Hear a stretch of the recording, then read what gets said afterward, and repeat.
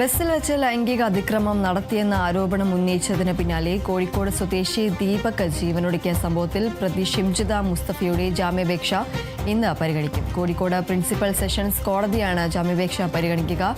അതേസമയം ഷിംജിത മുസ്തഫയ്ക്കായി കുന്നമംഗലം മജിസ്ട്രേറ്റ് കോടതിയിൽ പോലീസ്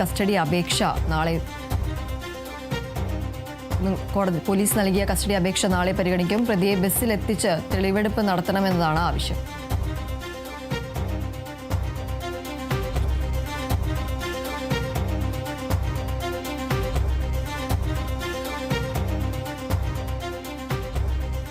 ബസ്സിൽ വെച്ച് ലൈംഗിക അതിക്രമം നടത്തിയെന്ന ആരോപണം ഉന്നയിച്ചതിന് പിന്നാലെ കോഴിക്കോട് സ്വദേശിയായ ദീപക് ജീവനൊടുക്കിയ സംഭവത്തിൽ പ്രതി ഷിംജിത മുസ്തഫയുടെ ജാമ്യാപേക്ഷ ഇന്ന് പരിഗണിക്കും. കോഴിക്കോട് പ്രിൻസിപ്പൽ സെഷൻസ് കോടതിയാണ് ജാമ്യാപേക്ഷ പരിഗണിക്കുക.